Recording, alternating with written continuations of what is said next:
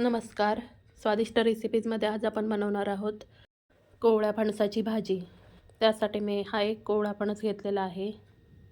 आता मी एक ताट घेणार आहे आणि मी त्या ताटाला तेल लावून घेणार आहे, म्हणजे फणसाचा जो चीक आहे तो आपल्या ताटाला लागणार नाही.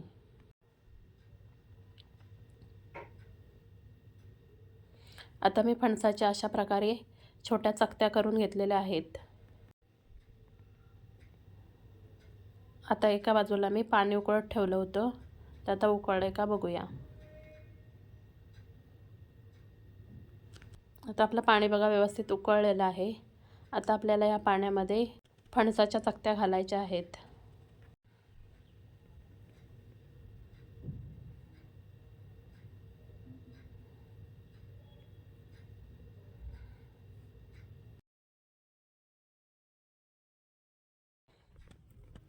आता याला आपल्याला एक उकळी येऊ द्यायची आहे. आता याला व्यवस्थित उकळी आलेली आहे. आता आपल्याला याच्यावरती झाकण ठेवून फणसाचा गर मऊ होईपर्यंत आपल्याला हे मंद गॅसवर शिजवायचं आहे.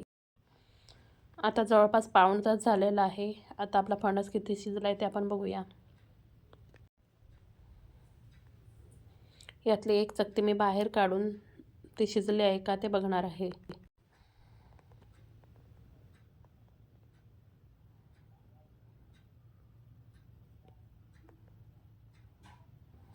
हे बघा, हे व्यवस्थित कापलं जात आहे, म्हणजे आपल्या चकत्या व्यवस्थित शिजलेल्या आहेत. आता आपल्याला हे झाकून असंच झाकून थंड होईपर्यंत ठेवून द्यायचं आहे. आता बघा, आपल्या फणसाच्या चकत्या व्यवस्थित थंड झालेल्या आहेत. आता ते आपण एका प्लेटमध्ये, तेल लावलेल्या प्लेटमध्ये काढून घेऊयात. गेल्या आठवड्यामध्ये आपण फणसाची अजून एक चटकदार अशी रेसिपी केलेली आहे. त्या व्हिडिओची लिंकसुद्धा मी डिस्क्रिप्शन बॉक्समध्ये दिलेली आहे.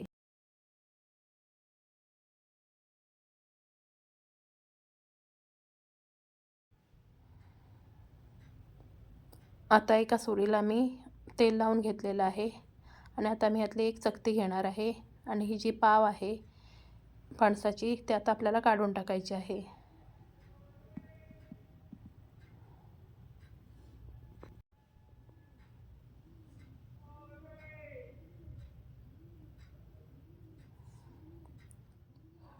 आणि ह्याची फणसाची सालसुद्धा आपल्याला काढून टाकायची आहे आणि आपल्याला फक्त आतला जो गर आहे तो आपल्याला काढून घ्यायचा आहे.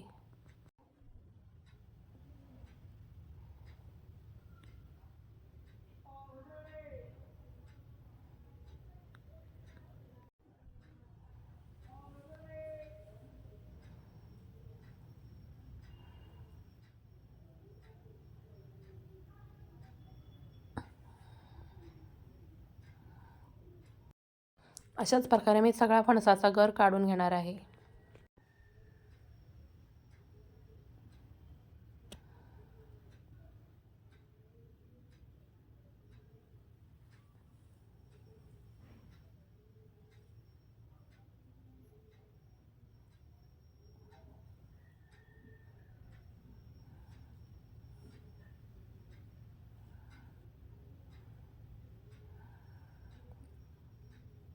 हा बघा, मी सगळा फणसाचा गर असा काढून घेतलेला आहे.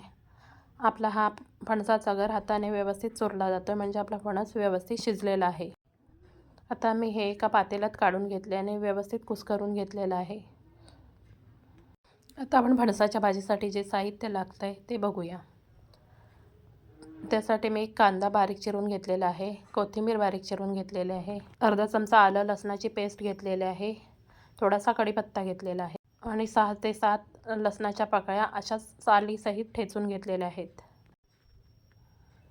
आता मी गॅसवरती कढई तापायला ठेवलेली आहे. आता त्याच्यामध्ये मी तेल घालून घेणार आहे.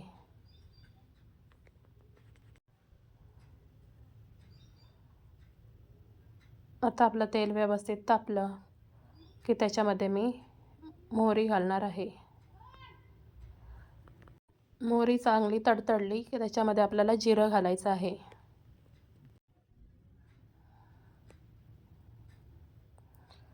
आता त्याच्यामध्ये कढीपत्ता आणि जो लसूण ठेचून घेतलेला होता तो सुद्धा आपल्याला घालायचा आहे.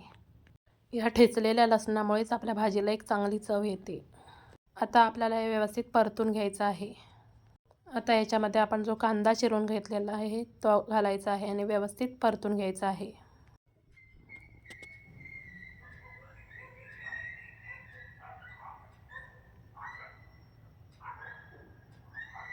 आता आपण याच्यामध्ये थोडं मीठ घालून घेणार आहोत, म्हणजे आपला कांदा लवकर मऊ होईल.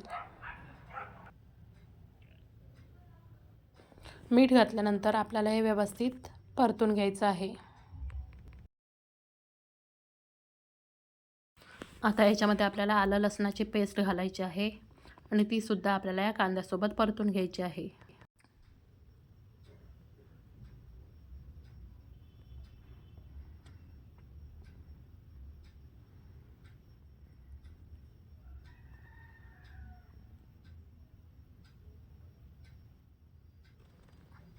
आता याच्यामध्ये आपल्याला थोडी कोथिंबीर घालून घ्यायची आहे आणि तीसुद्धा आपल्याला व्यवस्थित परतून घ्यायची आहे.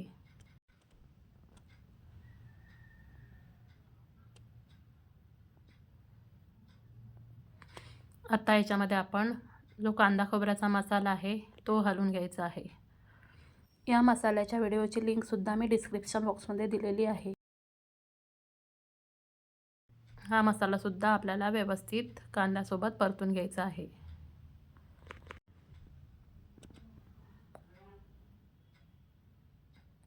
आता याच्यामध्ये आपण 1.5 चमचा लाल तिखट, पाव चमचा हळद घालून आपल्याला हे सगळं व्यवस्थित मिक्स करून घ्यायचं आहे.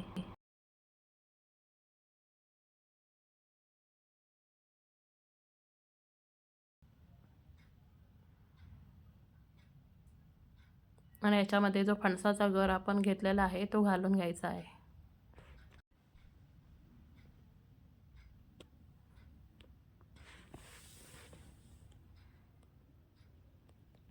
आणि हे सगळं आपल्याला व्यवस्थित मिक्स करून घ्यायचं आहे.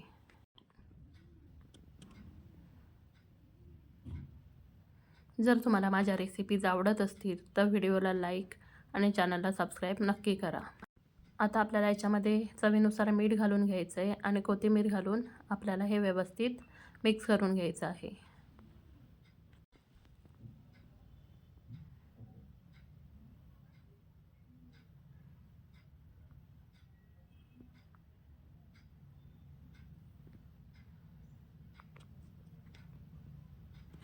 आता आपल्याला याच्यावरती झाकण ठेवून 5 मिनिटं मंद गॅसवर शिजवून घ्यायचं आहे.